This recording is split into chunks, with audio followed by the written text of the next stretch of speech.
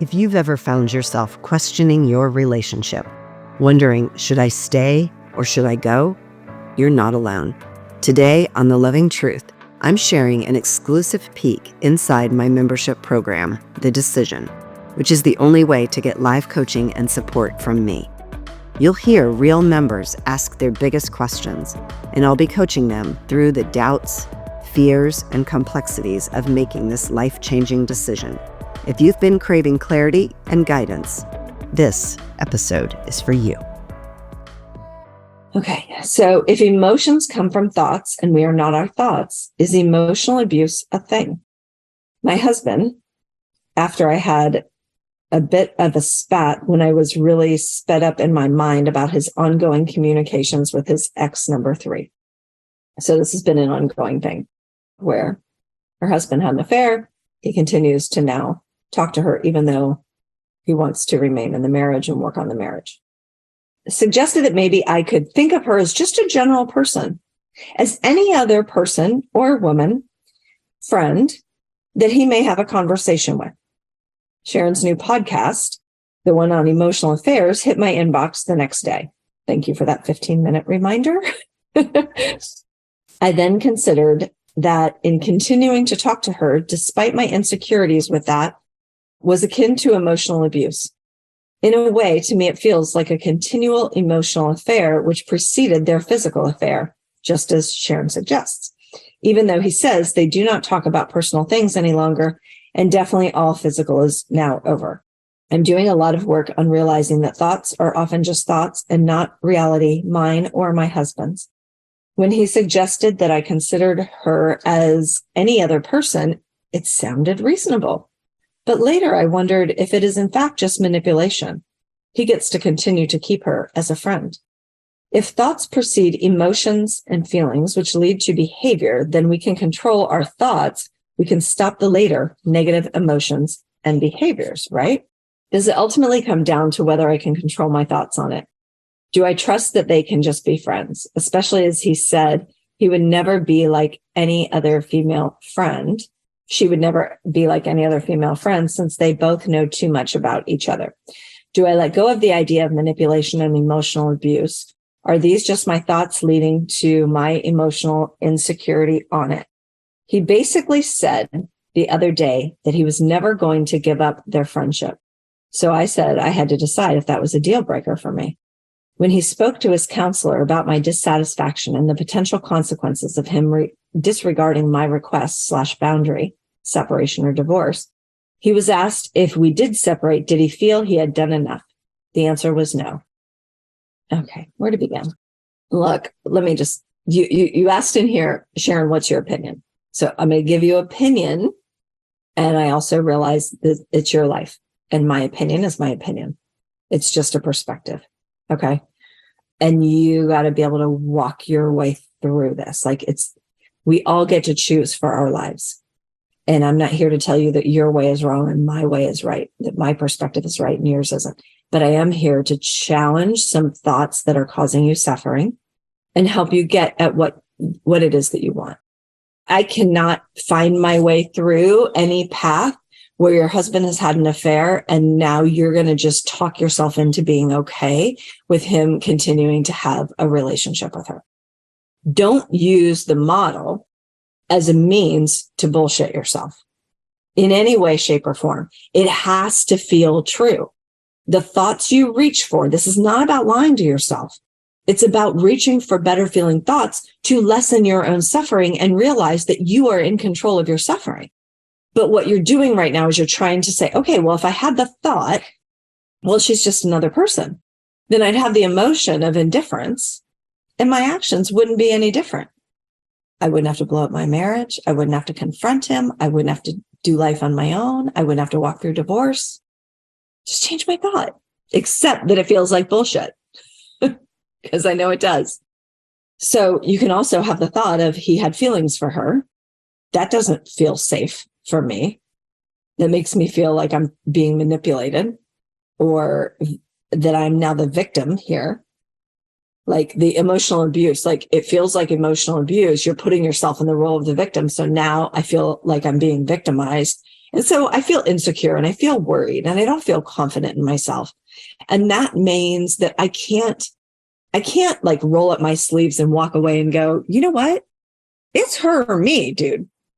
Like, because that's a really big statement he made.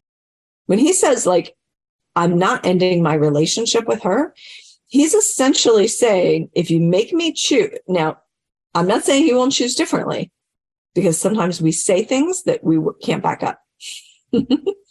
But what he's saying is my relationship with her is more important than my marriage to you. So you just need to get okay with it. And she's just another woman. She's just like anyone else. I can't get okay with that. And I'm okay with me not getting okay with it. I think you got to know if you want to get okay with that. You're allowed to have boundaries. Like, this is a perfectly rational boundary. I know I've told you this many times. You're allowed to have a boundary that if you continue communicating and being in relationship with her, I can't. But it's your fear and insecurity that keeps you there. Like, let me just talk myself into it. Maybe I can make it okay. And he knows it. And he knows it. And so that's why he says things like that. He knows how fearful you are. So your work is to build up your confidence and know that you're allowed to have boundaries. And you're allowed to say, that doesn't feel good for me.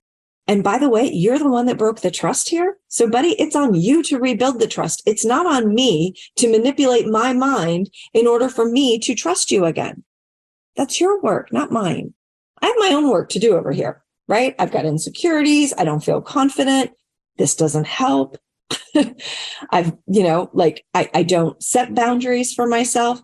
I don't take care of myself the way someone, if I absolutely love the hell out of them, like if it was a 12-year-old daughter, would I treat her the way I'm treating myself? Like, that's your work, not manipulate your own mind into condoning, overlooking, allowing hurtful, bad behavior in marriage. Let's not do that. My question stems around pornography. I watched a video of yours recently where you said it wasn't necessarily about the sex. All those things made sense. Porn has been something my husband has looked at from before we even dated. Many years ago, I started expressing how his porn makes me feel. Inadequate, not enough, unable to live up to expectations. He would say he won't do it, but inevitably does. I feel like he has an addiction to it to some degree because I believe he looks at it not only daily, but multiple times a day. Over the last couple years, when I have brought it up, he now says it's just a poor substitute for me. Because of prior excessive drinking and other things, we don't have sex often. I'm fairly certain he deletes the browsing history on the computer. I've talked to him so much about this, but he ends up back looking at it again. What suggestions do you have to help me get through to him about how this makes me feel and how this has impacted our marriage? Okay, so I need you to ask yourself, what if this is never going to change? How do you feel about it? I hate it. And is it a deal breaker for you? I think that that's really important because, for some people it is, for some people it isn't. And it's just a personal preference. But if you've talked about it and he's not changed and he says he's going to change and he doesn't change, like at some point you have to believe his actions and go, this is one of those things that's not going to change. And so what do I want to do with that? Now what? My favorite question. Now what? If it's not going to change, now what? But that's not what you're asking. You're asking, how can I change him? How can I say it in a way that then he'll want to do it? And we're going to get there. So white knuckling doesn't work. And it doesn't work on diets. It doesn't work on porn. It just doesn't work, people.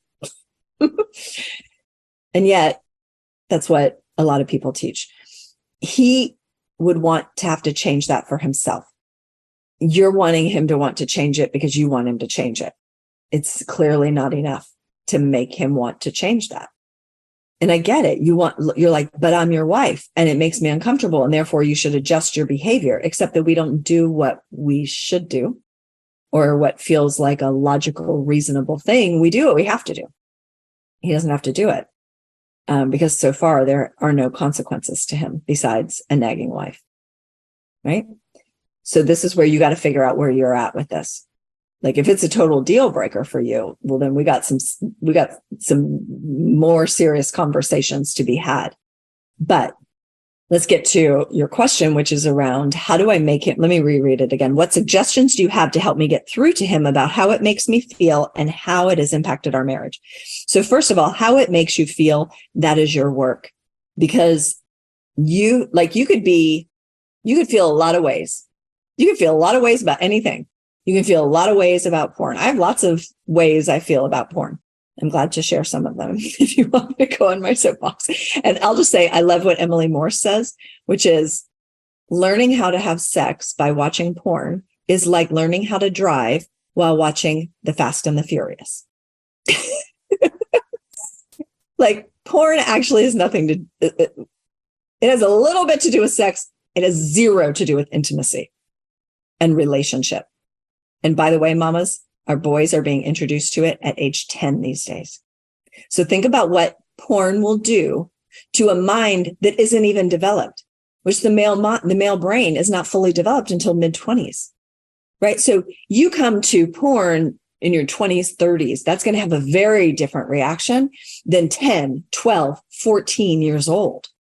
It is like, I cannot imagine what this is going to do to relationships and sex lives for young men for decades.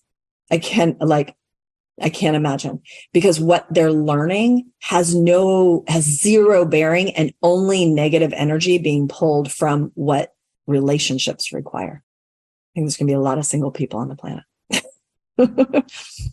So I'm not suggesting that you should get okay with this, but he's an adult. He gets to do what he wants to do. He gets to choose what he wants to do, and he gets to live with the outcome of those choices. There's just been no outcomes besides a nagging wife and everybody. And can we agree? A nagging wife changes nothing. It changes nothing. We have all tried it. We have tried that path. If it worked, I promise you, I tell you to do it. Just keep nagging him. Eventually he'll change. It does not work. But you don't have to feel inadequate. You don't have to make it mean anything about you personally, because honestly, it has nothing to do with you. His watching porn has everything to do with him. And frankly, probably his inadequacy. It has nothing to do with you, darling. Men watch porn who have Jennifer Aniston sitting at home with them. Right? Like it has nothing to do. Yeah, it was Playboy and Penthouse before the internet. That's right. I remember my dad had those in his drawer. And I was like, what is this? Right? So porn is not all bad, and porn is certainly not all good. I don't love how it objectifies women. I don't love how it creates an environment that isn't actually real. We all know sex is kind of messy. Sex can be a little embarrassing. It can be a little awkward. It's not all like this perfect thing. So there's some stuff that comes with that. You can say, I don't like it because it objectifies women. But saying, I don't like it because it makes me feel like I'm not enough and I'm inadequate. Well, now you're turning that thing and turning it as a weapon against yourself. Ladies, let's stop doing that in every area of our lives. Other people's actions have to do with them. It has nothing to do with you. Stop making everything about you. And by the way, your appearance. That's what think of, I try to not get on my soapbox, but I have so many soapboxes, I can hardly help it. Think of the number of businesses that would go out of business 1 week from today if tomorrow morning every single woman on the planet decided to love themselves as they are. There is not a message in the grocery store, on TV, on the radio, on billboards that does not try to get women to hate themselves so that they can make more money. The entire plastic surgery business would go under. The cosmetics industry would go under. A lot of clothing companies would go under. A lot of bra and underwear companies. So we have been trained. So I'm not saying that it is there's something wrong with you. You're surrounded by it. I just want you to become conscious of it. We don't have to turn everything as a weapon against ourselves and make it mean that we are somehow not enough. You said that you're not having sex very often because of his excessive drinking and other things. I don't know what other things are. You got to get clear about how you feel about not having sex very often. Because by the way, drinking does not help your sex life. I know it sounds like it should be like, yeah, no shit, Sharon, but yet we'll still drink like He'll drink 12 beers and then he can't get an erection, but we don't look at the 12 beers. Then we just go get a pill to offset. Like if sex is important to you and your marriage is important to you and the health of your marriage is important to you, you might stop at 4 or 6 beers as opposed to 12 beers, right? It's all just choices. So you got to figure out, what are you going to do with this? How do you feel about not having sex? And how do you feel about him subsidizing you not having sex with you so that he can get off with porn? You got to figure that out. And it's just a personal preference. And then you've got to communicate it. You've got to let him know where you're really at. So your work, how you really feel about it and how you're making it mean something about you. His work, is it worth losing your marriage over? Is it worth being disconnected from your wife for the eternity of your life, for the rest of your life, because porn's more important than your wife's feelings? If you're feeling stuck and unsure whether to stay or go in your marriage, you don't have to figure it out alone. The best next step is to apply for a Truth and Clarity session, a private conversation with a member of my team to explore what's really going on in your relationship and whether my coaching is the right fit for you. Visit clarityformymarriage.com to apply today.